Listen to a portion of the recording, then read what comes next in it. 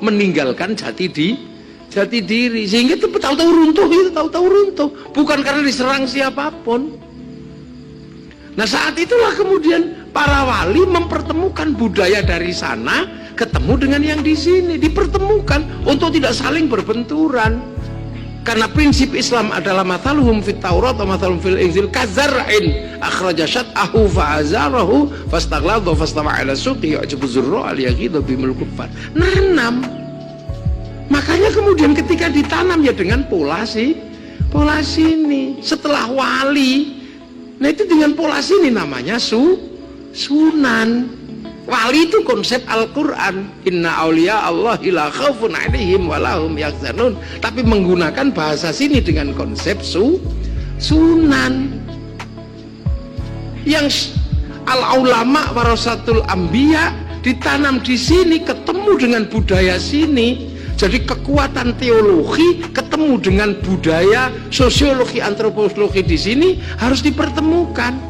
Makanya al-ulama warasatul anbiya ketika di sini berubah menjadi kiai, bukan ulama lagi tapi kiai. Kiai itu adalah dua dorongan besar, satu dorongan teologi Islam, yang kedua adalah dorongan peradaban Nusantara. Maka kiai bukan bahasa Arab. Makanya nggak ada jamaknya kiai kumpul terus kuyaha, bukan. Anak kiai namanya Gus tiba-tiba jadi gawagis, yang nggak bisa. Loh, makanya kemudian kiai ini kumpul bertemu dengan peradaban sini. Makanya kiai itu tidak semata-mata ustadzun, tidak semata-mata ulama. Ketemu dengan tombak Kiai Pleret, ketemu dengan kebu Kiai Selamet. Maka representasi kiai adalah representasi peradaban, alim secara diniyah, alim secara sosial. Dia juga harus setajam tombak Kiai Pleret. Maka kiai kudu yo iso nyuwuk barang. Nah, ini pertemuan. Sistem kebudayaan dipertemukan. Nah, kemudian yang punya patron kepada kiai ini yang disebut santri, bukan tilmidun atau murid, tetapi santri. Santri adalah dorongan teologis dan dorongan situasi sosial. Makanya yang namanya santri tidak semuanya alim, tapi siapapun yang punya kecenderungan kepada seorang kiai itu disebut santri. Gitu, yang punya genre teologi tetap tilmidun, berhadapan dengan kiai tetap tilmidun. Tapi muhibbin itu juga disebut santri, karena santri ini simbol peradaban, tidak murni mewakili tilmidun, tapi memperluas jatah tilmidun dalam konsep apa? Pengikut kiai. Jadi santri itu yo iso seneng tok karo kiai yo santri. Makanya ketika perang 10 November yo ora sing iso maca kitab tok. Makanya kalau hari santri jangan lomba maca kitab tok. Karena ketika perang santri yo ora sing iso ngaji tok, yo ono sing gemblung barang. Makanya santri itu bisa jadi sudah mau sholat, tapi terkadang ya isi dadu. Ya itu santri, makanya longgarnya luar biasa konsep pengikutnya ulama di Nusantara. Maka ulama bisa merepresentasi wong beling ya iso mlebu apa semua. Tidak kemudian sing resik tok, semua temu. Itu konsep santri. Makanya kiai itu modelnya macam-macam. Ono kiai sing ngaji tok, ono sing nyuwuk tok, mewakili Kiai Pleret. Ono sing tukang gelut, mewakili Kiai Slamet. Lu ini makanya ini luar biasa. Jadi tadinya yang sempit baik tok dibangun sebuah konsep yang lebih luas sehingga mampu mewadahi semuanya. Maka konsep santri itu lebih mendekati kepada mayyuridillahu bi khairan yufaqihu fiddin. Siapa yang dikehendaki menjadi baik, dia dikasih ngerti urusan agama. Tadi ngerti tak nang kiai wis santri itu sudah. Itulah. Jadi santri ini luas sebenarnya karena dia adalah pertemuan teologi dan pertemuan sosial budaya. Nah, Proses seperti ini akhirnya menghasilkan sebuah sistem teologi dan sistem sosial. Dari peradaban Hindu, peradaban Majapahit, yang tadinya adalah penguasa itu raja, yang pengikut adalah hamba, mulai digeser mengikuti Rasulullah.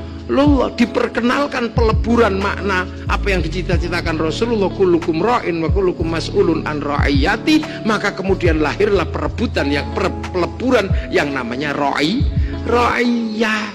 Jadi ra'iyah itu adalah pertemuan dari semua yang tadinya raja dan hamba menjadi orang yang saling bertanggung jawab. Maka di Indonesia semua bertanggung jawab bayar pajak, semua bertanggung jawab bayar pajak. Ada ditilang polisi yang nggak ditanya agamanya apa, sukunya apa.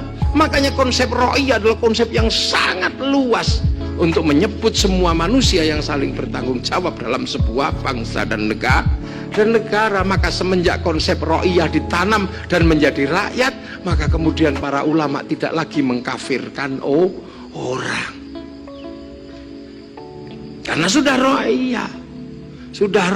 Dan satu-satunya bangsa muslim dunia yang sanggup mengambil kalimat ra'iyah untuk menyebut warga bangsanya hanya ulama Indonesia.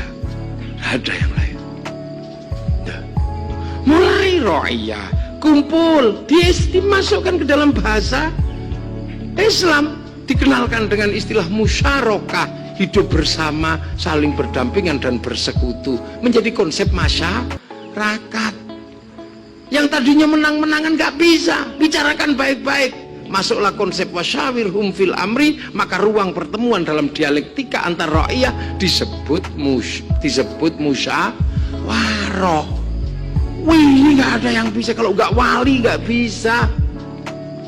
Kalau gak wali pasti takut, jangan-jangan istilah kiai nanti menghilangkan kiai Islam, kalah kiai Kebo Slamet. Enggak, ternyata belakangan yang menang tetap kiai haji. Enggak ada takutnya para wali itu. La ilaha illallah ditanam miftahul jannah ini menjadi sesuatu yang ada dalam ono opoy la ilaha illallah. Enggak pernah takut. Kalau nggak dikibarkan jangan-jangan hilang. Enggak. Kalau dikibarkan malah hilang karena ditembak polisi. Betul apa hebatnya sebuah sistem ini. Nah, sistem ini kemudian merubah sebuah mindset besar namanya peradaban Nusantara, yang tadinya bermula dari sebuah gundukan kecil di atas Bukit Tidar, berangkat dari gunung kecil di mampu menjadi air bah, merubah tatanan baru, merubah dinamika baru, sehingga kemudian semua bersepakat bahwa ini adalah pekerjaan para wali. Maka teritori di mana terjadi perubahan sistemik, karena ini pekerjaan wali, semua bersepakat disebut wilayah. Artinya ini adalah daerahnya para wali. Maka orang yang memimpin daerahnya para wali disebut wali kota. Maka kalau cari pemimpin, carilah yang mengerti wali. Jangan sampai yang memimpin kota adalah orang yang tidak mengerti wali. Sekian tahun saya berbicara, nggak ada orang mau dengar, tapi sama Pak Wali didengar. Iya Gus, butuh sapi Pak Wali. Iya, saya belikan. Demi apa? Demi kejayaan Nusantara yang berawal dari Magelang. Ini nggak bisa orang sembrono kalau sudah seperti ini. Banyak sekali tiba-tiba sekarang tentara juga harus tahu pengendali wilayah, jangan lupakan wali. Makanya penjaga wilayah ditaruh sama Bung Karno persis di makamnya para wali. Jadi kenapa TNI ini ditaruh di Gunung Tidar? Biar tahu bahwa penjaga wilayah tidak boleh meninggalkan para wali. Nggak boleh, karena ini yang bikin. Kalau kita minum air jangan lupa yang menggali sumur.